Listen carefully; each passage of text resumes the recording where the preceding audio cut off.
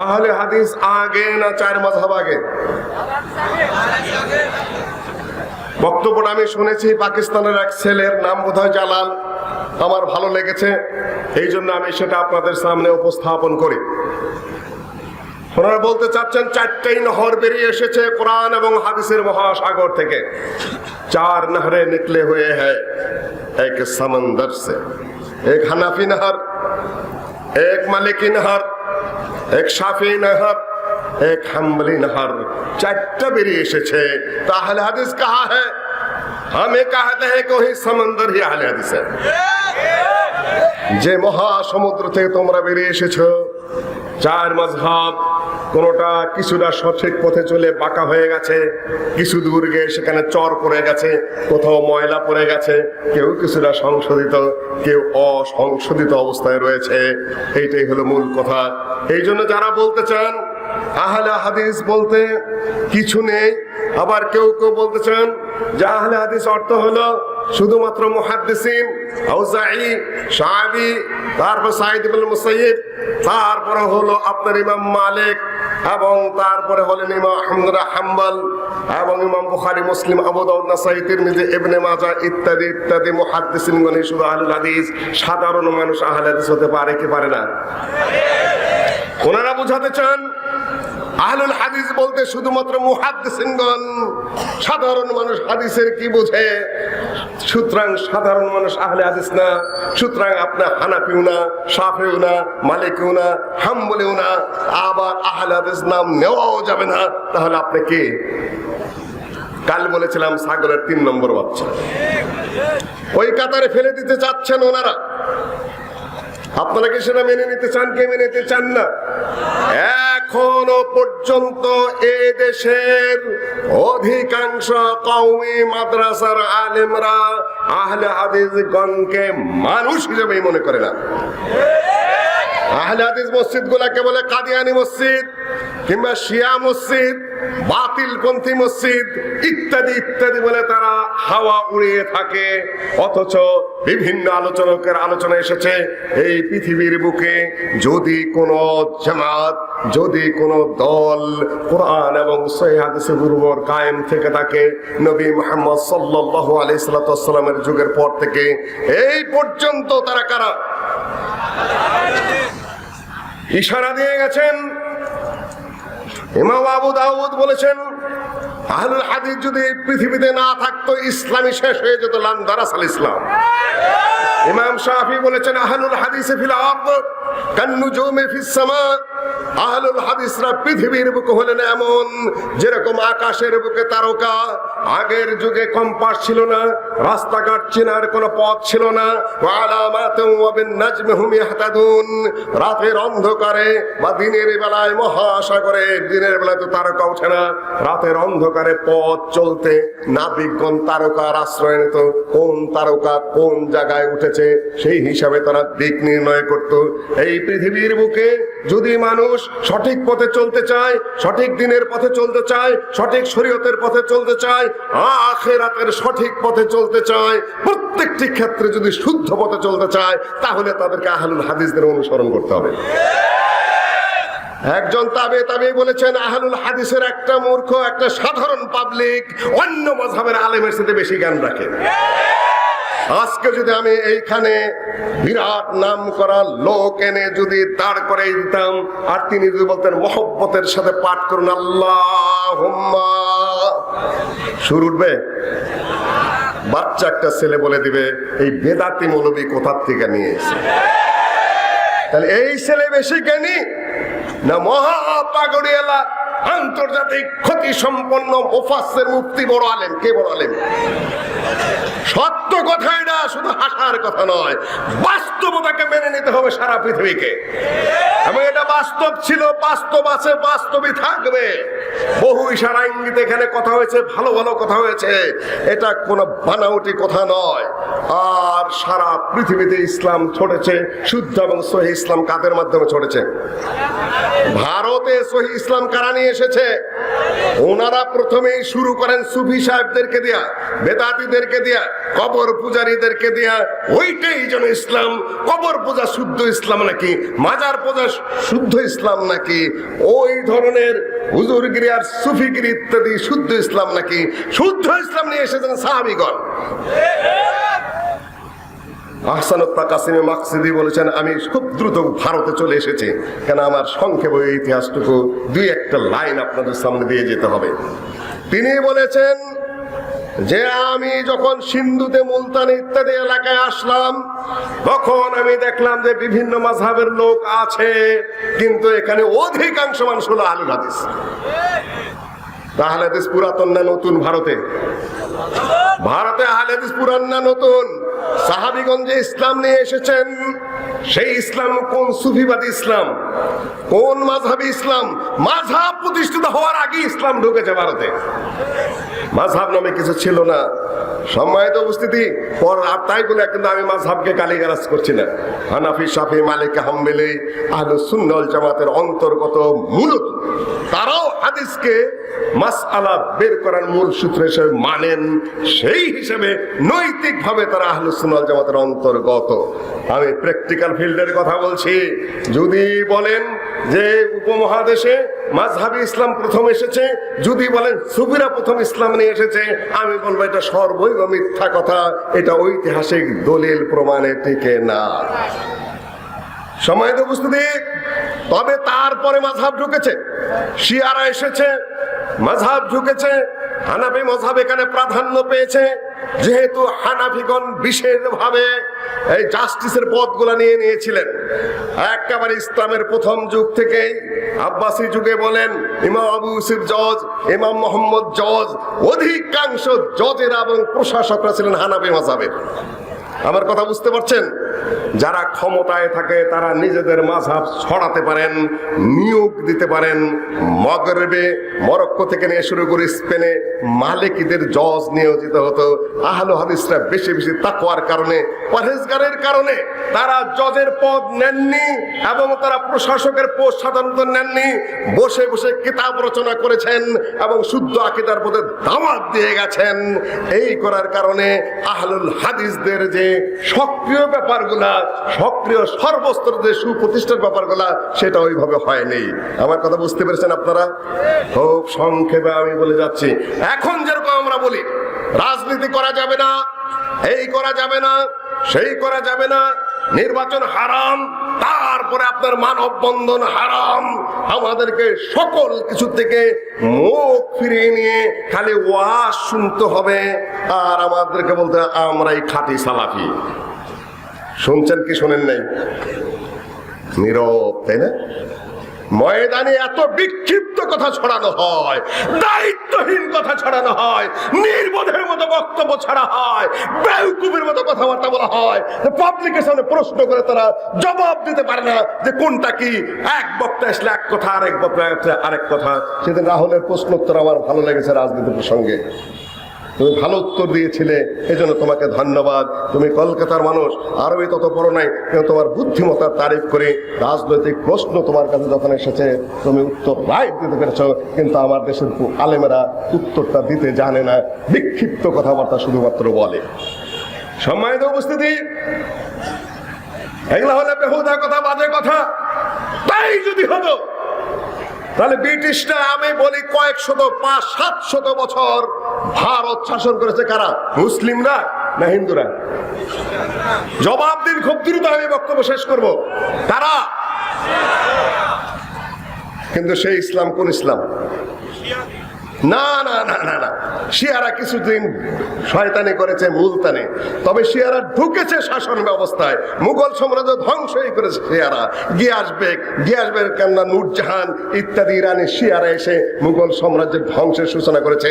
শেষে শুধু আমি একটু ইশারা দিব, একেবারে হাদিস ছিলই না, বুখারী না, মুসলিম না, আবু দাউদ না, নাসাই না, তিরমিজি না, ইবনে মাজাহ না, শুধুমাত্র মিশকাতুল মাসাবি কোন রকম ছিল এবং ইমাম বাগাবীর ফিকহুস সুন্নাহটা শুধুমাত্র ছিল।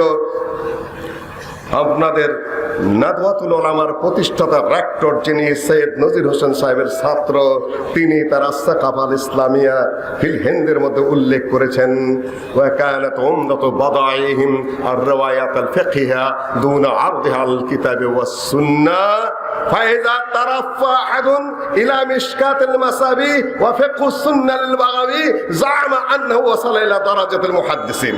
কেউ যদি শুধু মিশকাত পড়তে পারত আর কেউ যদি ফিকহুস সুন্নাহ বাগাবী পড়তে পারত তাহলে সে বিরাট মুহাদ্দিস হিসেবে গণ্য হতো। ওমা কানা যালিকা ইল্লা লিজাহলিহিম বিল হাদিস, হাদিস প্রসঙ্গে তারা জাহেল ছিল বলেই শুধুমাত্র মিশকাত পড়ে মনে করতে আমি বড় মুহাদ্দিস হয়ে গেছি। এই ছিল শাহ ওলিউল্লাহ মুহাদ্দিস দেহলভী পর্যন্ত অনেকটাই। তারপরে কিতাবগুলো আসলো, আর ফিকহ বলতে হানাফি ফিকহার যে সকল পাতাগুলো এই দেশে ছিল, কিছু কিছু লিপিবদ্ধ, কিছু কিছু লেখা, কিছু কিছু অন্যান্য ধরনের কিছু কিছু পাতা পত্র যাই ছিল, তাই দিয়ে তারা রাষ্ট্র চালাতেন। রাষ্ট্র চালাতেন কি দিয়ে? হানাফি মাযহাবের ফিকহার পাতা দিয়ে। কিতাবের উপর সেটা, কিতাবের সাথে এবং হাদিসের সাথে সেটাকে টালি না করে এই অবস্থা পর্যন্ত শাহ ওলিউল্লাহ মুহাদ্দিস দেহলভীর যুগে এসে গেল। কোরআন এবং হাদিসের যথাযথ চর্চা বিশেষভাবে শুরু হলো, কিন্তু ইতিমধ্যেই গোটা ভারত ইজারা দিয়ে দিয়েছেন মুঘল সাম্রাজ্যের লোকেরা। যে বাবা সংসার করতে জানে না, যে বাবা উৎপাদন করতে জানে না, যে বাবা ব্যবসা করতে জানে না, সেই বাবা কি করে? জমি মেদি দেয়। আপনাদের একটা মেদি দেওয়ার নিয়ম আছে কিনা? জমি কি দেয়? ইজারা দেয়, আদি দেয়। আদি দেওয়ার টাকা নিয়ে সন্তান পালে আর সব জমির মালিক হয়ে যায় অন্যেরা।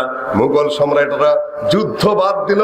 মুঘল সম্রাটরা তখন তারা ভোগ বিলাসী হয়ে পড়লো, সেনাবাহিনী পালকিতে চড়ে ঘোরে, আর যারা উজির ও যারা আমির ওমারা আছে তারা রাজকোষের পয়সা চুরি করে, শিয়ারা সেখানে ঢুকে বলল, নারী নিয়ে হেরেমে আনন্দ করে ইত্যাদি করতে করতে ইস্ট ইন্ডিয়া কোম্পানি এসে গেল।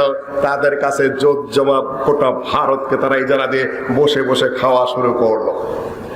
এই পর্যন্ত এসে আমি আপনাদেরকে বলতে চাচ্ছি, জিজ্ঞাসা করতে চাচ্ছি, ইংরেজেরা শেষ পর্যন্ত যেটা করলো সেটা হলো আপনার মুঘল শেষ সম্রাট, যেটা কালকে একটু ইশারা দিয়ে গেছে, খুব সংক্ষেপে আমি শেষ করবো ভারত দিয়ে।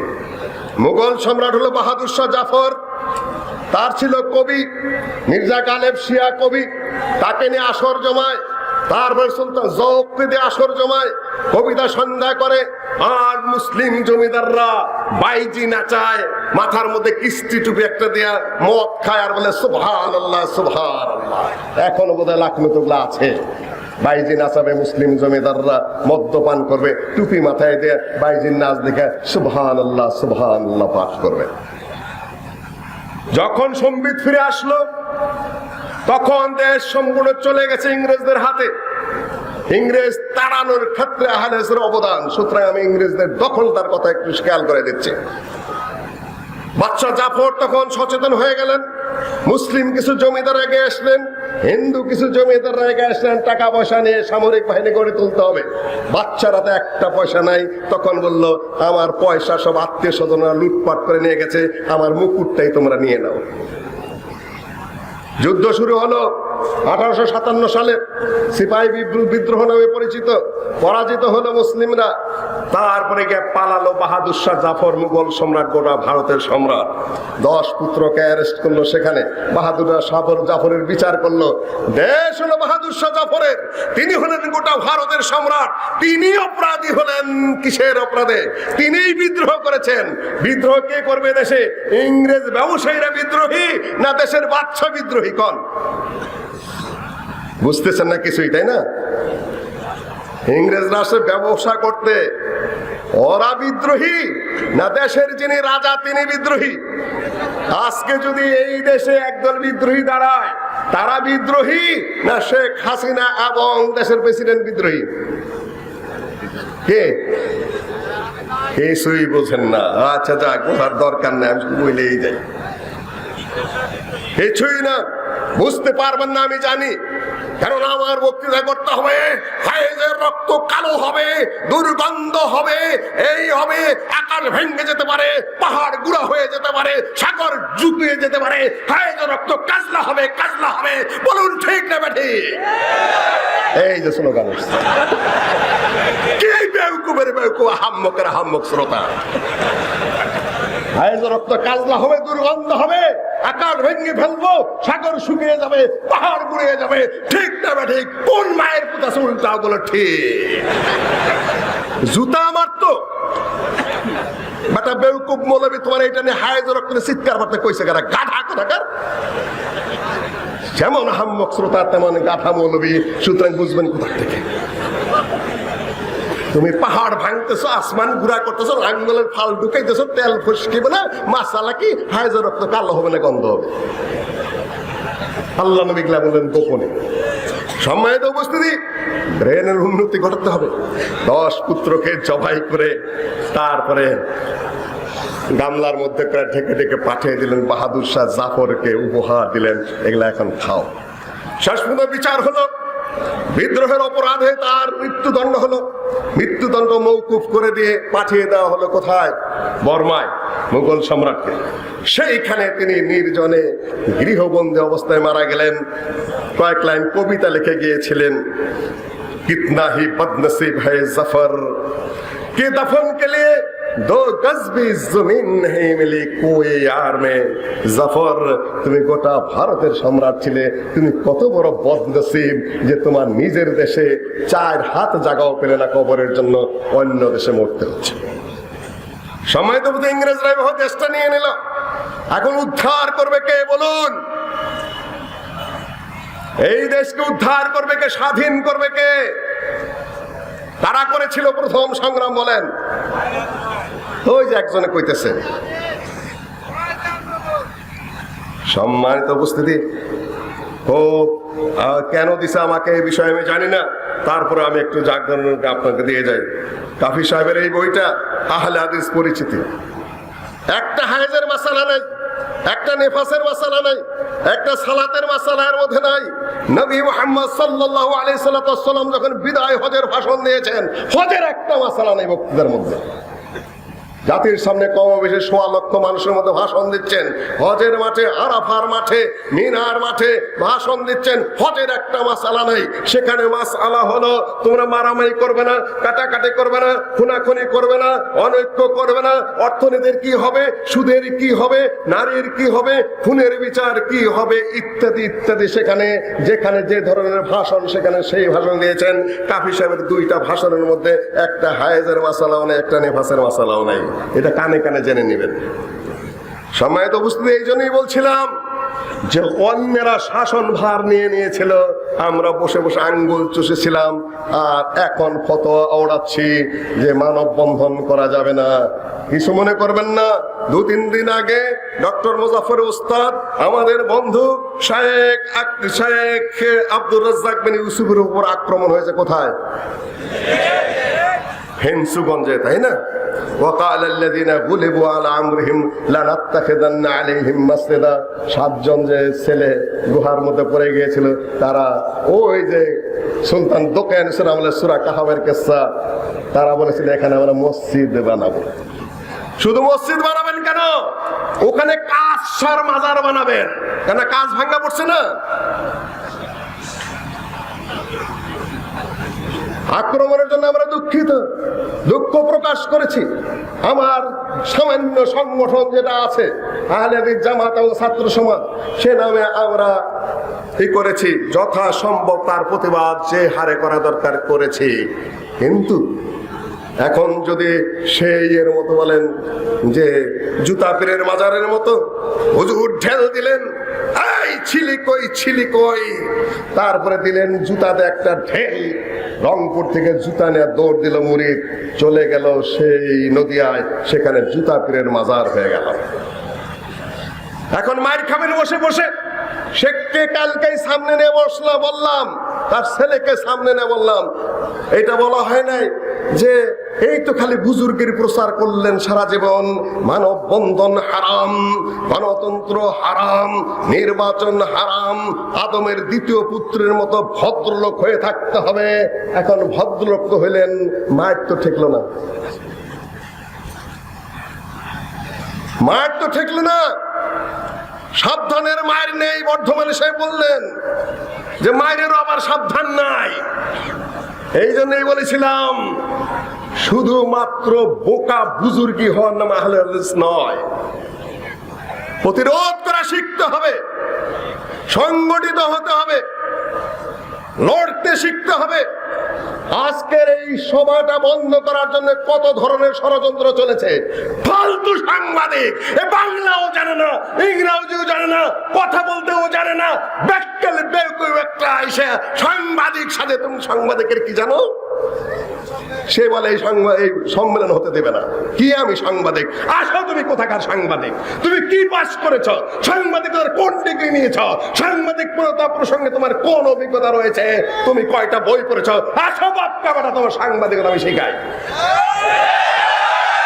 ইসলামী করার জায়গা পাও না, ফালতুগিরি করার জায়গা পাও না। আজকে যদি আহলে হাদিস সচেতন থাকতো, যদি তাদের সেই সক্ষমতা থাকতো, মুজাফফরের লড়তে হতো না, ওই রাস্তার মধ্যে তুমি পায়খানা করতে। ফাত্রামি করার একটা সীমা আছে। তুমি সাংবাদিকতা করো মুসলমানের বাচ্চা হয়ে, মুসলমানের ঘরে জন্ম নিয়ে তুমি মুসলমানের মধ্যে সাংবাদিকতা করো। তুমি কত বড় মুসলমান, তুমি কত বড় বেঈমান, তুমি কত বড় মুনাফিক, তুমি কত বড় হারামখোর, তুমি কত বড় প্রতারক। বেদাত পূজা কি পরিমাণ পয়দা করেছে আমরা এই পৃথিবীতে, যাদের কোনো জাত ধর্ম নেই। সম্মানিত মাননীয় মন্ত্রী সাহেবকে ধন্যবাদ যে তিনি প্রতিটা পরিবেশকে ট্যাকেল দিয়েছেন এবং আল্লাহ রহমতে এই সম্মেলন বাস্তবায়িত হতে চলেছে। সম্মানিত উপস্থিতি, গোটা ভারতের যখন ইংরেজদের হাতে চলে গেল, এটাকে উদ্ধার করতে হবে, একে স্বাধীনতার দিকে নিয়ে আসতে হবে, ইংরেজদের রাজত্ব শেষ করতে হবে এবং ব্রিটিশ এবং শিখদেরকে শায়েস্তা করতে হবে। এই জন্য সৈয়দ আহমদ বেরলভী একটা বাহিনী গঠন করলেন গোটা ভারতে। মহিউদ্দিন আহমদ সাহেব ইংরেজদের বই সৈয়দ আহমদ অ্যান্ড হিজ মিশনের মধ্যে লিখেছেন যে যে for this purpose he built up a powerful mass movement to emancipate the country from alien rule. গোটা রাষ্ট্রটাকে ইংরেজদের হাত থেকে উদ্ধার করে, শিখদের অত্যাচারের হাত থেকে উদ্ধার করে এমন একটা স্টেট করবেন যেটা functioning according to the Quran and Sunnah, Quran এবং হাদিস অনুযায়ী চলবে। সাংবাদিক ভাই আবার রাগ করবেন না, আপনার কোন নাম ধরে নাই। ঢাকাতেও এমন বহুত ফালতু সাংবাদিকের মুখোমুখি আমাদের হতে হয়। গালিগালাজের আগেও করেছি, যখন ডক্টর গালেব সাহেব ছিলেন, যখন আব্দুল সামাদ সালামি সাহেব গঠিত হলো, এই বাংলাদেশের বিভিন্ন জায়গায়, বগুড়ার সন্ধ্যাবাড়ি, বংশালে বংশাকার বংশাল, তারপরে আপনার গোটা চাঁপাইনবাবগঞ্জ এরিয়া, ওদিকে কুষ্টিয়া, পাবনা এলাকায়, তারপরে ইত্যাদি বহু জায়গায় গোটা বাংলাদেশি মুজাহিদদের ক্যাম্প ছিল ইংরেজদের বিরুদ্ধে। অত ইতিহাস আমার পক্ষে বলা সম্ভব নয়। ইংরেজদের কোপানলে পরে আহলে হাদিসদের কারো ফাঁসি হয়েছে, কারো আন্দামান দ্বীপপুঞ্জে তাকে পাঠিয়ে দিয়েছে, কারো সম্পদ বাজেয়াপ্ত হয়েছে। পাটনায় আজিমাবাদে প্রকাশ্যে ফাঁসিতে ঝুলিয়ে মারা হয়েছে কয়েকজন। রানীর কাছ থেকে পত্র আসলো এদেরকে আর মেরো না, তখন বন্ধ হয়েছে। Ambala trial, Patna trial, Kolkata trial ইত্যাদি অনেকগুলো ট্রায়াল, ভুয়া মামলা তাদের বিরুদ্ধে দিয়ে, ওহাবি মামলা দিয়ে তাদেরকে তছনছ করে ফেলা হয়েছিল। তারপরে রাজনৈতিক আন্দোলন শুরু হয়েছিল। রাজনৈতিক আন্দোলনের নেতৃত্ব দিয়েছেন মৌলানা আকরম খাঁ এবং মৌলানা আল্লামা আব্দুল্লাহ আল কাফি সাহেবের বড় ভাই, তিনি হলেন আল্লামা আব্দুল্লাহ আল বাকি সাহেব। এই দেশের রাজনৈতিক আন্দোলন বলুন, জিহাদি আন্দোলন বলুন, ইংরেজ তাড়ানোর আন্দোলন বলুন, শাসনতন্ত্রের আন্দোলন বলুন, প্রথম যে পাকিস্তানের শাসনতন্ত্র রচিত হয় সেটাও আহলে হাদিসদের হাতে মোল্লা আব্দুল্লাহ আল বাকি এবং মোল্লা আকরম খাঁর হাতে হয়েছে। এখন তো ইংলা তুমি কি কইতাছো?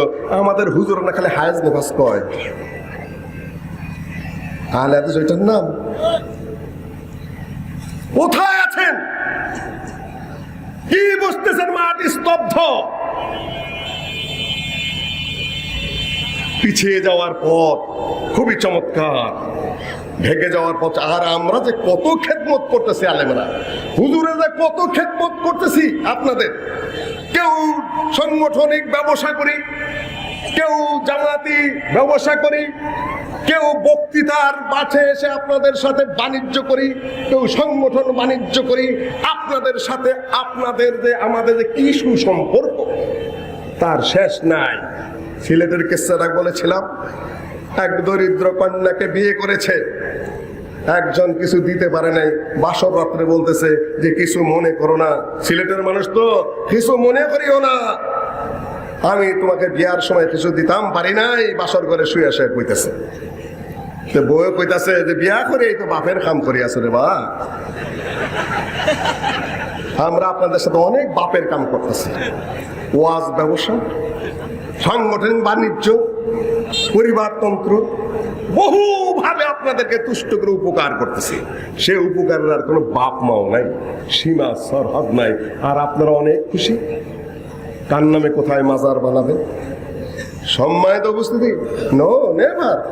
খুবই ছোটখাটো বিষয়। কালকে আমি ওখানে বলেছিলাম, আমার পোলায় বলতেছিল যে আব্বু, তার মাকে বলছে কানে কানে, আমি ঘরের মধ্যে আলোচনা করছিলাম, এইভাবে আক্রমণ হলো শেখের উপরে, এটা কিভাবে হলো বিস্তারিত আলোচনা। ছেলে যে ওর মায়ের কাছে বলছে আব্বুর উপর আক্রমণ হলে কি করতো। আমি বললাম যে আমি তো আদমের দ্বিতীয় পুত্র না, প্রথম পুত্র না। প্রথম পুত্র আক্রমণ করে ভুল করেছে, দ্বিতীয় পুত্র সহ্য করে ভুল করেছে। অন্যায় যে করে, অন্যায় যে সহে, তব ঘৃণা যেন তাকে তৃণহেন দহে। আমি আক্রমণ করবো না, আক্রমণ হতেও দেব না। ওরা কাজ ভাঙার আগে আমি ঠেলা দেয়, কাজ ভেঙে বেরিয়ে যে দুই চারটা কোনো ফালাই দেয়, তারপর চিন্তা করতাম কি করা যায়।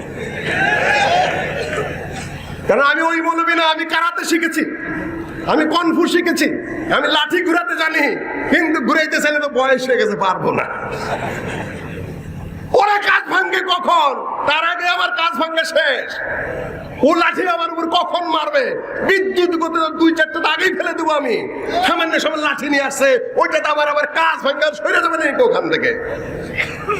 এখন এই বয়সেও না, প্রশ্নই ওঠে না। শুনতে শুনতে আদমের দ্বিতীয় পুত্র হইতে হইতে আর খেদমত পাইতে পাইতে পেটের মধ্যে চর্বি জমাইতে জমাইতে এমন এক অবস্থায় পড়ে গেছেন যে তিন চারটা মানুষ লাঠি দেয়, খোঁচা দেয়, কাজ ভাঙা আবার ওইখানে জীবন নিয়ে চলে যাবে। আপনি পুরুষ মানুষ, প্রশ্নই উঠে না, কিছু মনে করবেন না। আমরা দুঃখিত, আমরা প্রতিবাদ করেছি, আমরা দৃষ্টান্তমূলক শাস্তির দাবি করি, এটা সত্য কথা। আইনের মাধ্যমে সেখানে অ্যারেস্ট করে তাদেরকে নেওয়া হোক আদালতে, সারা দেশে যেন আর কোনো ধরনের কারো উপরে কোনো আক্রমণ না হয়, আমরা সরকারের কাছে দাবি করি। কিন্তু এর সাথে সাথে এটাও দাবি করব, এই সমাজের রাজনৈতিক জাগরণের প্রয়োজন, অর্থনৈতিক জাগরণের প্রয়োজন, সামাজিক জাগরণের প্রয়োজন, যুবকদের জাগরণের প্রয়োজন, নেতৃত্বের জাগরণের প্রয়োজন। এই দেশের প্রতিটা ক্ষেত্রে তাদের অবস্থানের প্রয়োজন। বিচার বিভাগে লোকের প্রয়োজন, সেনাবাহিনীতে লোকের প্রয়োজন, প্রশাসনে লোকের প্রয়োজন, তারপরে এমপিতে প্রয়োজন, মেম্বারের প্রয়োজন, চেয়ারম্যানেতে প্রয়োজন, আলেমের যেমন প্রয়োজন। সর্বক্ষেত্রে সকল জায়গায় যে যেভাবে পারেন সেখানে তাদের অবস্থান নিতে হবে। সোজা উল্টা বক্তব্য আমার, যে যা মন নাই তাই কর। অন্য বক্তব্য যে ধরে তাই আউরু কাহে পয়াম और मेरा पयम और है, इश्क दर्द मन का तर्ज कलाम और है। बुलबुले नाला तो सुन चुके हो तुम, नालाए बुलबुल तो सुन चुके हो तुम, ये भी सुन लो के नालाए तायरे बाम और है। তোমরা তো বন্দি পাখির আওয়াজ বহু শুনেছ। আমরা তো সেই সৈয়দ আহমদ বেরলভী, শাহ ইসমাইল শহীদ, মৌলানা ইলায়াত আলী, মৌলানা বিলায়াত আলী, মৌলানা ইয়াহিয়া আলী, মৌলানা আহমদুল্লাহ, কাজী মিয়াজান, কাজী মিজানুর রহমান, জমিরুদ্দিন মন্ডল, তারপর রফিক মন্ডল, এই মালদহের, তারপরে ঢাকার মধ্যে মুজাহিদ বদরুদ্দিন সহ, তারপরে মৌলানা আব্দুর রহিম, জাফর থানেশ্বরী সহ, যাদের কারো ফাঁসির অর্ডার হয়েছে, কেউ আন্দামান দ্বীপপুঞ্জে গেছে, যাদের জমিদারি গেছে, তাদের চাকরি গেছে। আমাদের রক্তের উপরটাই ভূখণ্ড স্বাধীন। আপনি হায়াজ নিয়ে আফাস নিয়ে এখনো ব্যস্ত আছেন, মানে ওটা মাসালা তো হতেই হবে। কথাই বোঝেন না সামান থেকে পিছন পর্যন্ত। দেশের পরিবর্তন ঘটবে ইনশাআল্লাহ। একভাবে ঘটে না, 5 মিনিট আমাকে দিতে হবে, এর মধ্যে আমি শেষ করবো। তাবারাকাল্লাযী বিয়াদিহিল মুলক ওয়া হুয়া আলা কুল্লি শাইইন কাদির আল্লাযী খালাকাল মাউতা ওয়াল হায়াতা লিয়াবলুয়াকুম আইয়ুকুম আহসানু আমালা। একজন সত্তা আছে যার ক্ষমতার পরিবর্তন নেই, তিনি কে? আর মানুষের ক্ষমতা স্থায়ী? প্রশ্নই ওঠে না। 2 দিন আগে ট্রাম্প ছিল, এখন বাইডেন। ভারতে মোদি এসেছে, হয়তো রাহুলরা মনে করতে পারো আর যাবে না। নো নেভার, আল্লাহ তাকে ক্ষমতা স্থায়ী করে দেয় নাই। ইনশাআল্লাহ পরিবর্তন ঘটবে, মুসলিম শাসন সেখানেও এসে যেতে পারে, কোনো কথা নেই। একজনের বলবে বর্তমান সরকার চিরজীবন থাকবে, প্রশ্নই উঠে না। এটা অসম্ভব কথা, অবাস্তব কথা। আগের সরকার আমাদের উপর অনেক অত্যাচার করেছে, ক্ষমতা আছে নাই। পৃথিবীর কারো ক্ষমতা স্থায়ী নয়, একজনের ক্ষমতা স্থায়ী, তিনি কে? আল্লাহ। এই ভূখণ্ডের স্বাধীনতার সংগ্রাম আহলে হাদিসরা করে থাকে, রাজনৈতিক নেতা আহলে হাদিস দিতে থাকে, দিয়ে থাকে। এই দেশেরও পরিবর্তন ঘটবে, কিন্তু ইন্নাল্লাহা লা ইউগাইয়িরু মা বিকওমিন হাত্তা ইউগাইয়িরু মা বিআনফুসিহিম। নিজেরা যদি না জাগান, আপনাদেরকে ঠেলা কেউ জাগায় দেবে না। নিজেদেরই জাগার চিন্তা করতে হবে, আপনাদের এগিয়ে যেতে হবে। আপনি যদি জবরিয়া হয়ে বসে থাকেন, তাহলে আল্লাহ পাক তো আপনাকে এগিয়ে দেবে না। জবরিয়া মসজিদে যায় বলে কামাই করবে না, উপার্জন করবে না, সে খায় চুরি করে। বড় বুজুর্গ মসজিদে যায় বলতেছে হাজাল বাইতু বাইতুল্লাহ ওয়া হাযা যাইতু যাইতুল্লাহ ওয়া আনা মিসকিন আব্দুল্লাহ আখাস্তু মিনহু বিসমিল্লাহ। চুরি করা যায় জবরের কাছে, চুরি তো আল্লাহই করায়। মসজিদে যা বলতেছে হাজাল বাইতু বাইতুল্লাহ, এই ঘর আল্লাহর ঘর। ও হাজার যাইতু যাইতুল্লাহ, এই তেল তো আল্লাহর তেল। আমি একজন মিসকিন আব্দুল্লাহ, বিসমিল্লাহকে এখান থেকে নিয়ে নিলাম। জবরে আল্লাহই করায়, কোনো গুনাহ নাই। মুয়াজ্জিন বড় চালাক, যে লাঠি নেয় ইমাম সাহেবের খুতবার, লাঠি নেয় পিঠের মধ্যে হাত তারবিল্লাহ, এই মাইরো আল্লাহ। ভাইরে 2 পয়সার তেল চুরি করলাম, তুই 500 টাকার বাড়িটা দিলি। বলে আমি বাড়ি দিছি নাকি? তোরে আল্লাহ চুরি করাইছে, আমারে আল্লাহ বাড়ি দেওয়াইছে। কাজে যে মেসেজটা আপনার কাছে শেষ মধ্যে দিয়ে যেতে ভাই, কোনো কিছুই স্থায়ী নয় পৃথিবীতে। অবস্থার পরিবর্তন হবে। যেভাবে যুবকেরা, যুবতীরা, তরুণীরা আমাদের আলেম ওলামাদের বক্তব্যের কারণে আকীদার নতুন করে চেঞ্জ হচ্ছে, আমলের চেঞ্জ হচ্ছে, কোরআন হাদিস তারা শিখতে চলেছে, তাদের ব্রেন চিন্তা চেতনা এগিয়ে যাচ্ছে বিভিন্নভাবে। তাদের যেরকম জাগরণ ঘটছে, আমাদেরও জাগরণ ঘটতে হবে। আলেমদের, এ রাষ্ট্র, এ সরকার, এ বিধান, এ আইন, এ কাজা, এ জাস্টিস, এ প্রশাসন, সকল কিছু আগামী 20 থেকে 50 বছরের মধ্যে পূর্ণাঙ্গ ইসলামের হাতে আসবে না, সেটা কে জানে? এখানে মাদ্রাসা ছাত্রদের কিছু কিছু পড়াই, আমি খালি বলে তোমরা খালি দায়ী হবা না, জজও হবা। চিন্তাই আউট করে দিয়েছে মাথার থেকে। সৌদি আরবে আমার মতো ছাত্র কোন রকম ভালো রেজাল্ট করেছি, কোন রকম হয়ে গেছে, 90-এর উপরে মার্কস পেয়ে গেছে প্রত্যেক পরীক্ষায়। এরাও ভালো ছাত্র। ওখানে 80 মার্ক কেউ পায়, পাশ করার সাথে সাথে সবাই এসে উদ্বোধন কর্মকর্তারা এসে তুমি কি হবে, ডেমোস্ট্রেট ইউনিভার্সিটিতে চাকরি নিয়ে নাও, তুমি জজ হবে কিনা, সাব জজ হবে কিনা, কাজী হয়ে যাও, এই সেই। আমি তো তাদের সাথে ভালো রেজাল্ট করলাম, আমাকে কোনো চাকরির অফার সেখানে দিয়েছে, তুমি জজ হও বা প্রশাসনিক কর্মকর্তা হও। সেই দেশে 95% মুসলিম, 97%। আমার দেশে 90% মুসলিম। ওই দেশে পেলাম না এই জন্য যে আমি সেই দেশে জন্মগ্রহণ করি নাই। আর বাংলাদেশে পেলাম না কি কারণে? এদেশে ইসলামিক ব্যবস্থাপনা নাই। 90% মুসলমানের দেশে ইসলামিক ব্যবস্থাপনা হতে সমস্যাটা কোন জায়গায়? সমস্যা এক জায়গায়, যে আমরা ঘুমন্ত, আমরা জাগ্রত নয়। পরিবর্তন হবে ইনশাআল্লাহ, আশা করি আমি, কিন্তু আপনাদের দ্বারা হবে না। কেন? আপনারা এখনো হায়েজ নেফাজের মাসা বানিয়ে ঠিক ব্যাঠিকের মধ্যে আছেন, মাথায় ওখানে কাজ করতেছে না। আল্লাহ আমাদের তৌফিক দান করুন। আকুলে কওলি আস্তাগফিরুল্লাহ আজমাইন। আসসালামু আলাইকুম ওয়া রাহমাতুল্লাহ। আসসালামু আলাইকুম ওয়া রাহমাতুল্লাহি ওয়া বারাকাতুহু।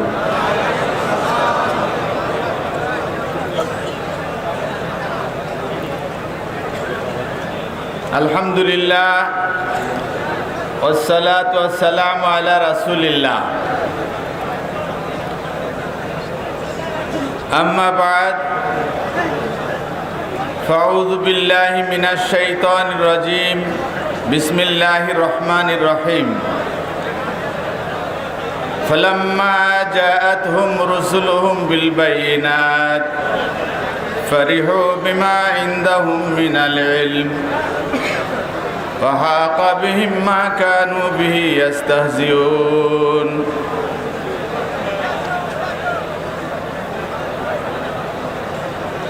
আপনাদের জন্য আজকের বিশেষ আকর্ষণ এই মাহফিলের প্রধান আকর্ষণ খবর পেয়ে গেছেন খুব শীঘ্রই তিনি মঞ্চে আগমন করবেন। আমরা আমাদের মনের যেই সব খোরাক আছে সেগুলো তো ইনশাআল্লাহ পাচ্ছি। এরপরে আপনাদের যে কোনো প্রশ্ন, যে প্রশ্ন নিয়ে দূর দূরান্ত থেকে এসেছেন সেই সব প্রশ্ন করারও সুযোগ পাবেন এবং তার সুন্দর চমৎকার তৃপ্তিমূলক উত্তরও পেয়ে যাবেন ইনশাআল্লাহ। তারা আগে শুধু দাঁড়াইলাম, কথা বলার সময় মাইকটা ঠিক থাকবে কিনা এইটুকু একটু যাচাই করব, তাছাড়া আর অন্য কোনো কারণ নাই। 5-6 দিন আগে না, প্রায় 2 মাস আগে মরিশাস থেকে আফ্রিকা, দক্ষিণ আফ্রিকা ভারত মহাসাগরে একটা দ্বীপ আছে, দ্বীপটা মরিশাস বলা হয়। ভালো করে যদি গুগল ম্যাপ দেখেন চোখে দেখা যাবে না, এভাবে স্প্রেড করতে থাকলে অনেকক্ষণ পরে মাদাগাস্কার রাজ্যের পাশে নদীর পানির ভিতরে ডুবে আছে একটা দ্বীপ মরিশাস। 13 লক্ষ মানুষের বসবাস সেখানে, হিন্দু, খ্রিস্টান আর মুসলমান আছে। 13 লক্ষের মধ্যে 1 লক্ষের মতন মুসলমান সেখানে। ইন্ডিয়া থেকে মানুষ যে বসবাস করেছে, পরে ফ্রান্স যুক্তরাজ্য দখল করেছিল প্রায় 150 বছর পর্যন্ত, সেই কারণে খ্রিস্টানও হয়েছে। আর পানিতে ভাসতে ভাসতে মুসলমানরা মরে যেয়ে ওখানে তাজা হয়েছে, সেই হিসাবে কিছু মুসলমানও আছে।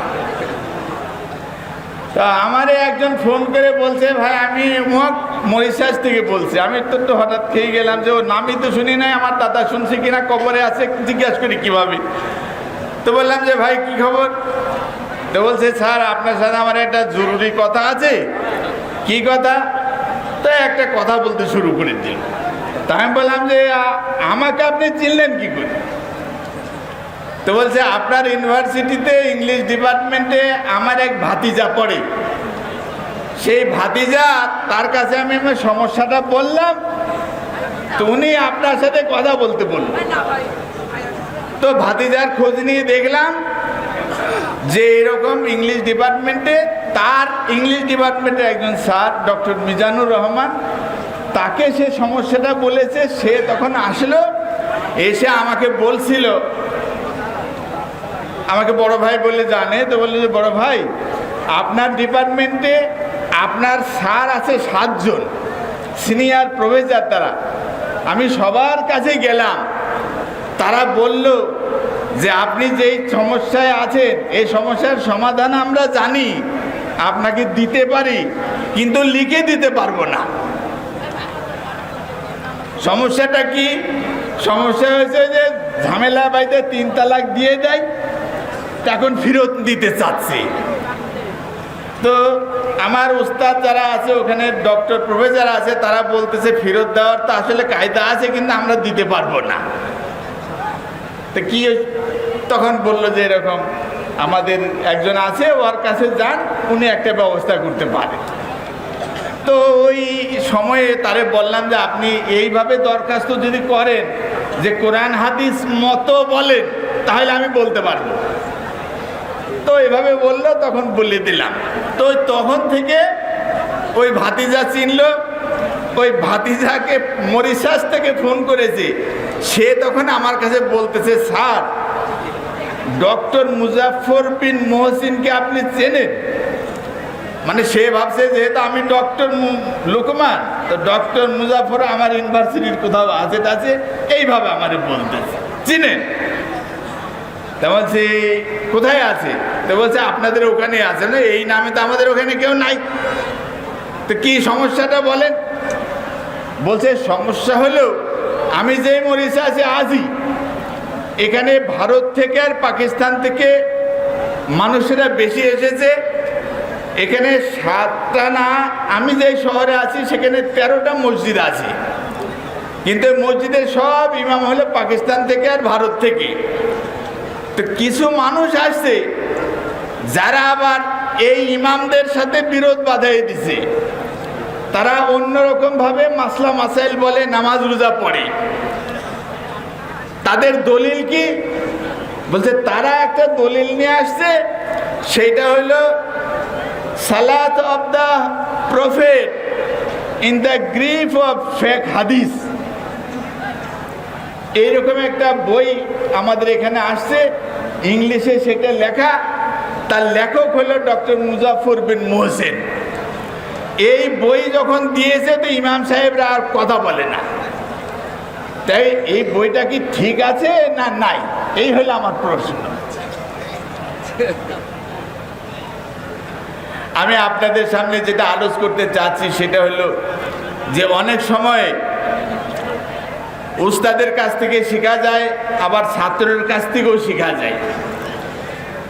ডক্টর মুজাফর বিন মোহসিন ভায়ালপুর মাদ্রাসায় যখন পড়েছে, দু একটা আলিফ বাতাসা আমার কাছেও পড়েছিল যে কোনোভাবে। সেই হিসাবে যেমন আমি উস্তাদ, আবার তার এই যে আল্লাহ এলেম জ্ঞান বিবেক বুদ্ধি প্রজ্ঞা দিয়েছে, তাতে উনি আমার উস্তাদ। ইমাম শাফি রহমতুল্লাহ আলাই, শাফি মাযহাবের যিনি, যার নামে বলা হয় আহমদ ইবনে হাম্বল রহমতুল্লাহ হাম্বলি মাযহাবের যিনি উদ্গাতা যাকে বলা হয়, তো ইমাম শাফি একাধারে ইমাম মালিকের ছাত্র, হানাফি মাযহাবের মোহাম্মদ বিন হাসানের ছাত্র, আবার তার ছাত্র হইল আহমদ বিন হাম্বল, আহমদ বিন হাম্বলের ছাত্র হইল ইমাম বুখারী। তো প্রায় মাসলাতে আহমদ বিন হাম্বল ইমাম শাফির কাছে যাইতেন, যে বলতেন যে এই মাসলায় কি ফতোয়া দিব। তো ফতোয়া দেওয়ার পরে ইমাম শাফি আহমদ বিন হাম্বলের বলতেন, আমি যে তোমার মাসলাটা দিলাম, এই মাসলা আমি যা বুঝছি তাই বললাম, যদি এমন কোনো হাদিস পেয়ে যাও যে হাদিসটা আমার মাসলা উল্টাই দেয়, তাহলে সেইটাই মাসলা ধরো, আমার মাসলা ধরো না।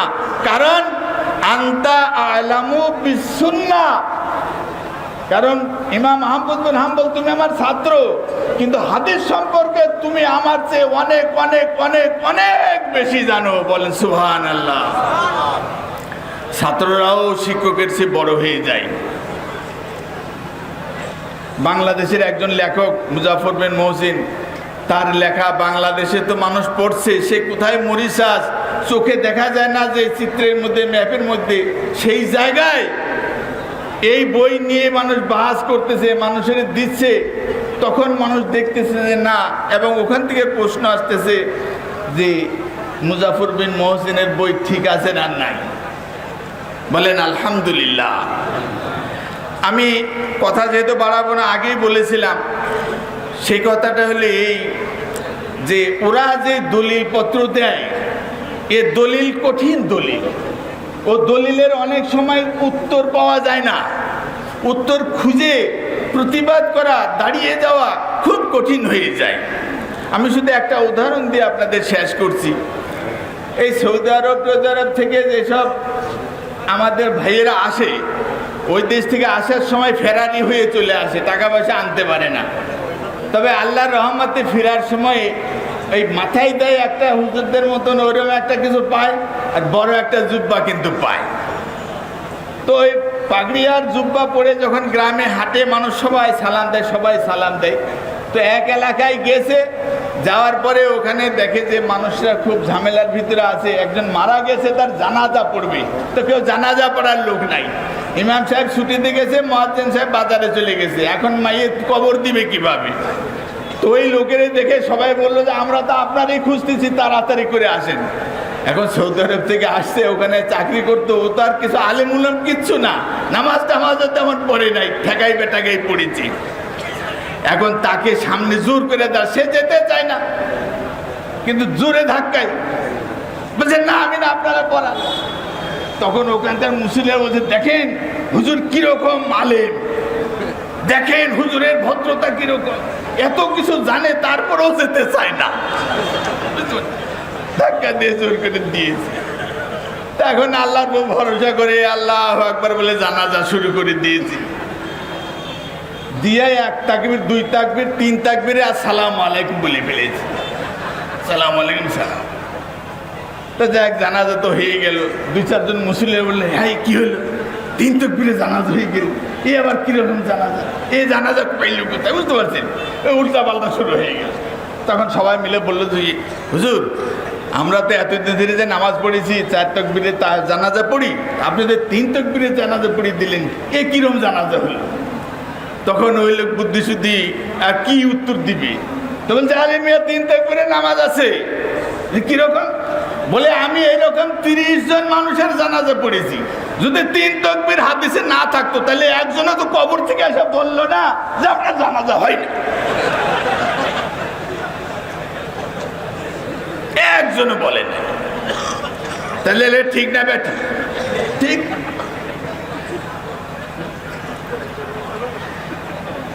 এইরকম কঠিন কঠিন দলিল দিয়ে যখন উপস্থাপন করা হয়, দলিল দেওয়া হয়, তাদের সামনে আমার মতন ডক্টর মসলিউদ্দিনের মতন মানুষ কিন্তু দাঁড়াই দেওয়া বাবারে। কিন্তু ডক্টর মুজাফর বিন মহসিন, সে যে বই লিখেছে, এই বই যখন সামনে দেওয়া হয়, সাপের মাথায় হলুদ পড়া বড়ি যেমন সামনে দিলে হ্যাঁ খনা নুয়ে যায়, এরকম নুয়ে যায়। ডক্টর মুজাফর বিন মহসিন যেই বিশ্ববিদ্যালয় তৈরি করেছে, আমি এক বিশ্ববিদ্যালয়ে চাকরি করি, আরেকজনের বিশ্ববিদ্যালয়ে পড়াই, আর তিনি নিজে বিশ্ববিদ্যালয় তৈরি করেছেন। সেই বিশ্ববিদ্যালয়ে এখন আমরা আসছি লেকচার দেওয়ার জন্য। বলেন আলহামদুলিল্লাহ। এ আপনাদের সহযোগিতায়, আপনাদের দয়া দাক্ষিণ্যে, আপনাদের মেহেরবানিতে এই জায়গায় নিভৃত পল্লীতে এত সুন্দর প্রতিষ্ঠান আল্লাহ তৈরি করে দিয়েছে। সেই জন্য আমরা আল্লাহর কাছে শুকরিয়া জ্ঞাপন করি। যেই দাওয়াত এখান থেকে শুরু হয়েছে, যেই স্লোগান এখান থেকে শুরু হয়েছে, যেই স্রোতের প্রবাহ এখান থেকে শুরু হয়েছে, যেই মরিশাসের কথা আপনাদের শোনালাম, এইভাবে জাতিসংঘের 200-এর বেশি দেশ আছে। ইনশাআল্লাহ সবগুলো দেশে এই দাওয়াত যেন পৌঁছে যায়, আমরা সেই জন্য দোয়া করি এবং তার হাতকে আমরা শক্তিশালী করি। বলেন সুবহানাল্লাহ। আমি আজকের দিনে যেহেতু প্রধান আকর্ষণ আমার পিছনে রয়ে গেছে, আমি আপনাদের হাত বিরক্ত করতে চাচ্ছি না। কখনো সুযোগ সুবিধা যদি হয় তাহলে ইনশাল্লাহ সেই রকম কিছু কথা বলার আশা রাখছি। আজকে আমি মনে করেছিলাম যে হয়তো এরকম একটা সুযোগ হয়ে যাবে, কিন্তু মাশাআল্লাহ তারপরেও আপনারা যেহেতু এখনও জেগে আছেন, আমি তো মনে করেছিলাম যে ঘুমন্ত মানুষ জাগায় তুলবো, তাহলে আমার কিছু সুযোগ হবে। তা আপনারা ঘুমান নাই এখনও। ডক্টর মসলিউদ্দিন বললেন যে আপনারা সবাই আলেম, তো আমরা পাইছি যে নামুল আলেমে খায়রুম মিন ইবাদাতিল জাহিল, জাহিলের ইবাদত থেকে আলেমদের ঘুমায়ে যাওয়া ভালো, আপনারা সবাই ঘুমায়ে যাইতেন, এটাই মনে করেছিলাম। তো এখনো ঘুমান নাই। পরে দেখলাম আপনারা সব ফকিন্নির বাচ্চা। ফকিন্নির বাচ্চা বললাম মানে আল্লাহ নিজে বলেছে আল্লাহুল গানি ওয়া আনতুমুল ফুকারা, আল্লাহ হলো সবচেয়ে ধনী আর তোমরা হলে সব ফকির। তো আপনার বাবা কি ফকির, আপনার মা কি ফকিন্নি, তা আপনারা কারা? সালামু আলাইকুম ওয়া রাহমাতুল্লাহ।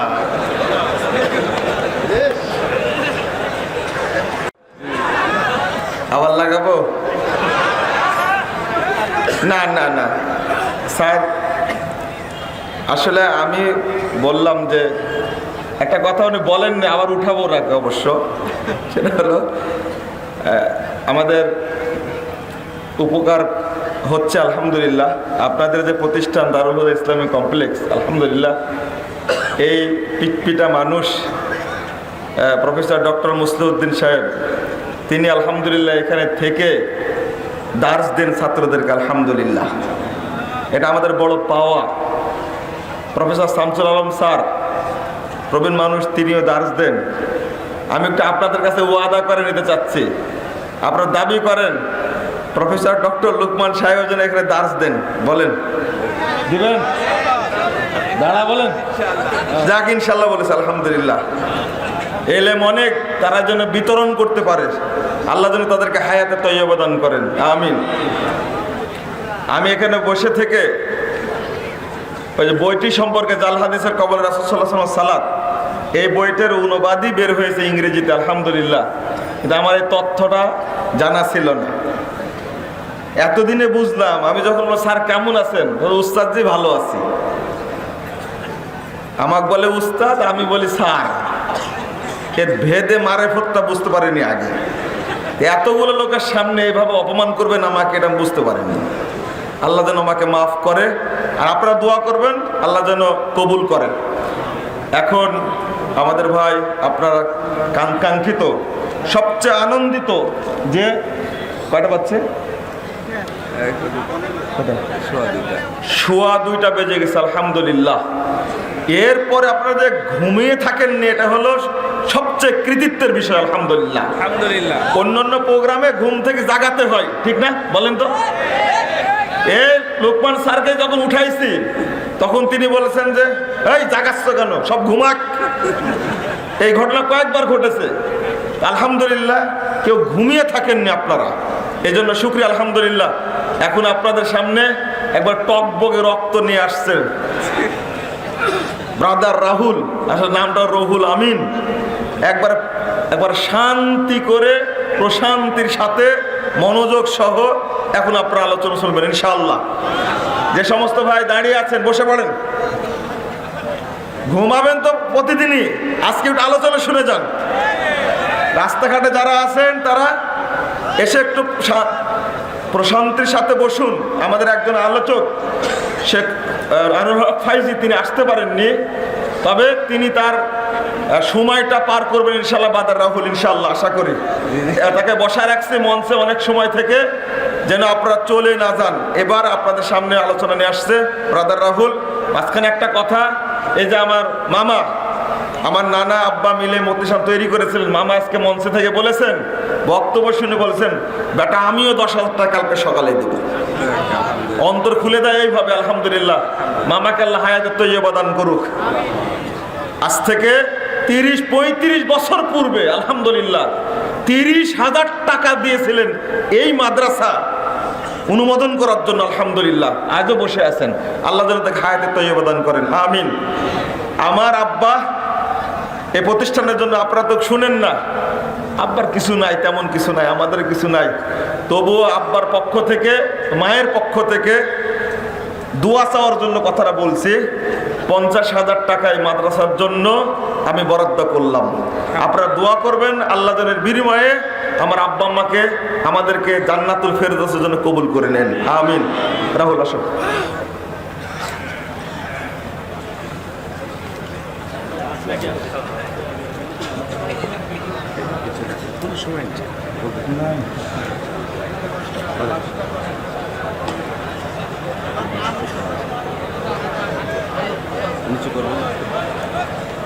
ঠিক আছে, ঠিক আছে, ঠিক। আসসালামু আলাইকুম ওয়া রাহমাতুল্লাহি ওয়া বারাকাতুহু। আলহামদুলিল্লাহি রাব্বিল আলামিন ওয়াস সালাতু ওয়াস সালামু আলা রাসূলিহিল আমিন ওয়া আলা আলিহি ওয়া সাহবিহি আজমাইন, আম্মা বাদ। আউযু বিল্লাহিস সামিইল আলিম মিনাশ শাইতানির রাজীম মিন হামজিহি ওয়া নাফখিহি ওয়া নাফসি। বিসমিল্লাহির রহমানির রহিম। ইয়া আইয়ুহাল্লাযীনা আমানু আতিউল্লাহা ওয়া আতিউর রাসূল ওয়া লা তুবতিলু আমালাকুম। ফাকালা আল্লাহ সুবহানাহু ওয়া তাআলা মা আতাকুমুর রাসূলু ফাকুযুহু ওয়া মা নাহাকুম আনহু ফান্তাহু। সমস্ত প্রশংসা সেই মহান সত্তা আল্লাহ সুবহানাহু ওয়া তাআলার জন্য, যিনি আমাদের সৃষ্টি করেছেন।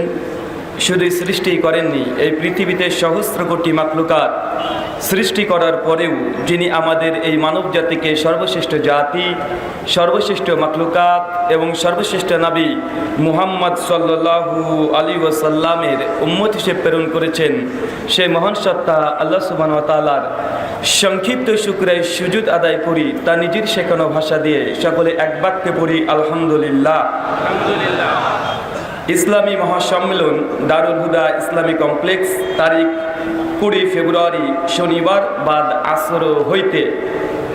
যদি আমরা হিসেব করি, আমাদের আজকে যে আলোচনা সভা লেখা আছে 20 ফেব্রুয়ারি শনিবার, মানে এটা ইংরেজি। ভাই আজকে কয় তারিখ বলেন তো ভাই? আজকে 21 তারিখ, বার কি? রবিবার। লেখা আছে শনিবার, মানে ডেটও চেঞ্জ হয়ে গেছে, বারও চেঞ্জ হয়ে গেছে। আর সময় বাজছে 12:15, মানে সকলকে শুতে হবে এখন। সরি, 2:15, তার মানে সকলকে এখন ঘুমানোর জন্য বলছে। আর আপনারা যারা এসেছেন, আপনারা মানুষ না পায়জামা, এটাই বুঝতে পারছি না। যে এত রাত্রি হয়ে যাচ্ছে তবুও ঘুমাচ্ছেন না। আর শেখ মুজাফফর বিন মোহসেন হাফেজাহুল্লাহ তিনি বলেছেন যে সময়ের কোনো লিমিট নেই, কিন্তু আমার গলা বুঝতে পারছেন যেটা আমার টোন না অন্য কারো টোন আমি বুঝতে পারছি না। কেননা পরপর বাংলাদেশে ঢোকার পর থেকেই ধারাবাহিক পর্যায়ে আলোচনা চলে আসছে, তাই আমরা আর কতক্ষণ আল্লাহ সুবহানাহু ওয়া তাআলার কাছে দোয়া এই প্রার্থনা, আল্লাহ সুবহানাহু ওয়া তাআলা আজকের এই আলোচনা সভাটিকে সফল করার জন্য যারা সার্বিক দিক থেকে দোয়া, পরামর্শ, অর্থ, শ্রম, মেধা দিয়ে আলোচনা সভাটিকে সফল করার জন্য সচেষ্ট হয়েছেন, আল্লাহ সুবহানাহু ওয়া তাআলা তাদের প্রত্যেকের নেক নিয়াত এবং নেক আমল তুমি কবুল করে নাও। চলে পড়ি আল্লাহুম্মা আমিন। মহান সত্তা আল্লাহ সুবহানাহু ওয়া তাআলার কাছে দোয়া এই প্রার্থনা, আল্লাহ সুবহানাহু ওয়া তাআলা আমরা মানুষ, আমরা কম বেশি ছোট বড় ভুল ত্রুটি বিচ্যুতি গুনাহ করেই থাকি। আল্লাহ সুবহানাহু ওয়া তাআলা আজকের এই আলোচনা সভার ওসিলায় আমাদের পেছনের ছোট ছোট গুনাহগুলোকে তুমি ক্ষমা করে নাও। সকলে পড়ে আল্লাহুম্মা আমিন। যাই হোক, সর্বশেষ দারুল হুদা ইসলামী কমপ্লেক্সের যে একদিন ব্যাপী, যদিও ঘোষণা করা হয়েছে তবু 2 দিন ব্যাপী যে আলোচনা সভা আয়োজন করা হয়েছিল, তার শেষে আমাকে তোলা হয়েছে এবং রাত্রি প্রায় 2:15। ইনশাল্লাহ খুবই সংক্ষিপ্তভাবে কিছু বিষয় আপনাদের সঙ্গে আলোচনা করব, যে বিষয়টা নিয়ে সবচাইতে বিশেষ করে আহলে হাদিস এদেরকে নিন্দা এবং ধিক্কার জানায় আমাদের অন্য কোনো মুসলিম ভাইরা। সে বিষয় হচ্ছে সলাত। কি বললাম? কথা বলেন। সলাত। এই সলাতকে কেন্দ্র করে ভাই বলুন তো, বিভিন্ন মসজিদকে আজকে ভাঙা হয়েছে কি হয় নাই? এই সলাতকে কেন্দ্র করেই বিভিন্ন জায়গার মাদ্রাসা এবং মসজিদকে বাংলাদেশের মাটিতে অজস্র জায়গায় ভেঙে চৌচির করে দিয়েছে। তার জ্বলন্ত প্রমাণ ভোলার মসজিদ আছে না নাই? আছে। আমি গভীর দুঃখ ভারাক্রান্ত হৃদয় নিয়ে একথাই বলি, যখন বাবরি মসজিদকে ইন্ডিয়ার সরকারের দ্বারা যখন সেটাকে নিয়ন্ত্রণ করে তারা নিয়ে নেয়, আপনারা বাংলাদেশের মানুষ কত রকমের আন্দোলন তারা বলেন যে হিন্দুরা মসজিদকে দখল করে নিয়েছে। ভাই, হিন্দু রাষ্ট্র আমাদের ইন্ডিয়া, সংখ্যাগরিষ্ঠ সেখানে হিন্দু আছে, সেখানে হিন্দুদের আধিপত্য থাকবে, এ কথাই ঠিক। কিন্তু ভাই, যে দেশ মুসলিম 90% দেশ, তারপর একটা মসজিদ আল্লাহর ঘর নিস্তার পায় না, ভাই এরপরেও নিজেদেরকে মুসলিম দাবি করেন। যদি হিন্দু দাদা ভাইয়েরা আমাদের ভারতের কোনো মসজিদকে তারা ভেঙে দেয় অথবা দখল করে নেয়, এর জন্য মুসলিমদের রক্ত টকবক করে, আর অপরদিকে শুধু নিজেদের মতভেদের কারণে অন্য বিরোধী দলের বিভিন্ন মসজিদকে, মাদ্রাসাকে ভেঙে চৌচির করে দিয়ে পাক্কা মুমিন দাবি করছেন। আজীব ব্যাপার। আজকে তার জন্য যে বিষয়ে আলোচনা করব সেটার বিষয় হচ্ছে সলাত। এই সলাতের প্রথমে বুঝতে হবে, পবিত্র কোরআনে আল্লাহ সুবহানাহু ওয়া তাআলা সর্বাধিক যে বিষয়ে তাগিদ দিয়েছেন তার নাম সলাত। গোটা হাদিসের মধ্যে সবচাইতে বড় বড় অধ্যায় যেগুলো প্রত্যেকটা হাদিসের গ্রন্থে আছে, এর মধ্যে সবচেয়ে বড় চ্যাপ্টার পাবেন সলাত কেন্দ্রিক। মানে বুঝতে হবে কোরআনের সর্ববহুল সর্ববৃহৎ আলোচনার বিষয় সলাত। হাদিসের মধ্যে সলাত এর গুরুত্ব আছে না নাই? কথা বলেন। শুধুমাত্র কোরআনের আয়াত আর হাদিস দিয়ে যদি আপনি দেখতে চান, শুধু এত পরিমাণে মুহাদ্দিসগণ বাব রচনা করেছে, অধ্যায় রচনা করেছেন নামাজ কেন্দ্রিক, সলাত কেন্দ্রিক, যা অন্য কোনো জায়গায় এত অধ্যায়, এত অনুচ্ছেদ রচনা করা হয় নাই। সলাত হচ্ছে এমন একটি ইবাদত, আল্লামা নাসরুদ্দিন আলবানী সহিহুল জামে হাদিস নাম্বার 1703 একটা হাদিস নকল করেছেন। বিশ্ব নবী সর্বশেষ মৃত্যুর সময় তার উম্মতকে যে নসিহত করেছিল সেটা হচ্ছে সলাত, যে আমার উম্মত তুমি সলাতকে হেফাজত করো। কিয়ামতের মাঠে বান্দার সর্বপ্রথম সূরা নাস 466 নম্বর হাদিস, প্রথম যে হিসাব নেওয়া হবে সেটা সলাত। গোটা বিশ্ব জগতে পবিত্র কোরআনে ৬,২৩৬টা আয়াত আল্লাহ অবতীর্ণ করেছে। হাজার হাজার রুকুন হাকাম আল্লাহ সুবহানাহু ওয়া তাআলা আইন ল পবিত্র কোরআনকে একদম সমৃদ্ধ করেছে। যতগুলো কোরআনে আয়াত এসেছে সমস্ত হুকুম, সমস্ত হাকাম, সমস্ত ল আইন সবগুলো এসেছে ফেরেশতা জিবরাইলের মাধ্যমে বিশ্বনবীর উপরে কোরআন আকারে। কিন্তু যখনই আল্লাহ সালাত ফরজ করার দরকার প্রয়োজন মনে করেছিল সেই সময় আল্লাহ নবীকে বিশেষ করে জিবরাইলের মাধ্যমে কোনো মধ্যস্থকারী রাখে নাই, বরং স্বয়ং আল্লাহ সালাতকে ফরজ করার জন্য 7 আসমান ভেদ করে নবীকে নিয়ে চলে গেছেন। এটাই সালাতের গুরুত্ব বহন করে। ভাই যাকাত কোথায় ফরজ হয়েছে কথা বলেন? ফেরেশতা জিবরাইলের মাধ্যমে কোরআনের আয়াতের আলোকে। হজ কিভাবে ফরজ হয়েছে? একই ক্রাইটেরিয়া। ইসলামের যত রুকুন আহকাম যা ফরজ হয়েছে সব ফেরেশতা জিবরাইলের মাধ্যমে কোরআন আকারে এই দুনিয়াতেই জিবরাইল এসে মুহাম্মদ সাল্লাল্লাহু আলাইহি ওয়াসাল্লামকে দিয়েছে, আর সেটা ফরজ বিধান হয়েছে। কিন্তু সালাত নামাজ হচ্ছে এমন একটি ইবাদত যে ইবাদতকে ফরজ করার জন্য আল্লাহ জিবরাইলের মাধ্যমেও নেয় নাই, বরং স্বয়ং বিশ্বনবীকে আল্লাহ আকাশে নিয়ে চলে গেছে। সহিহ বুখারী হাদিস নম্বর 349। তাই আপনাকে আমাকে বুঝতে হবে সালাতের গুরুত্ব অপরিসীম, এই জন্যই তো নবীকে আকাশে নিয়ে যেতে হয়। কিন্তু আজকে আমাদের সমাজে এই সালাত নিয়েই আজকে নানা রকমের মতনৈক্য আছে না নাই কথা বলেন? যদি কাউকে বলেন যে ভাই আপনি নামাজ যে পড়লেন না কোন নামাজ, কে বলবে আমরা হানাফি স্টাইল নামাজ পড়ছি, কে বলছে শাফি, কে বলছে হাম্বলি, কে বলছে মালিকি, কে বলছে শিয়া, আছে না নাই? এক একজন মানুষের এক এক রকমের উত্তর আসে। নামাজ কাদের মতো পড়েন? ওনাকে বলেন হুজুর আপনি যে এইভাবে নামাজ পড়ছেন কেন পড়ছেন? উনি আপনাকে উত্তর দিবেন এটা আমাদের হানাফি মাযহাবে আছি এই জন্য এইভাবে পড়ি। আরেকজনকে জিজ্ঞাসা করেন আপনি যে নামাজ পড়ছেন হাতটাকে ঝুলিয়ে দিয়েছেন কেন পড়ছেন? উনার উত্তর হচ্ছে আমাদের মালিকি মাযহাবে হাত বাঁধার কথা নেই, এই জন্যই আমরা হাত ছেড়ে সালাত আদায় করি। ভাই বলে কি বলে না কথা বলেন? কিন্তু আমরা যখনই এই সালাতের এই বিভিন্ন মাসলা মাসাল নিয়ে আলোচনা করি ঠিক সেই সময় কিছু আমাদের আহলে হাদিসের প্রতি অভিযোগ আপত্তি আসে কি আসে না? প্রথম একটা যে অভিযোগ আপত্তি যে তোমরা আহলে হাদিস শুধু ছোটখাটো মাসলা নিয়ে তোমরা মতনৈক্য করো, সমাজটাকে বিক্ষিপ্ত করে দিচ্ছ, অনৈক্য করছো। ভাই এমন অভিযোগ আছে না নাই কথা বলেন? আছে। অথচ গোটা বিশ্ব জগতে যত আহলে হাদিস মসজিদ আছে, হানাফি ভাইরা যদি আমাদের মসজিদে আসে নামাজ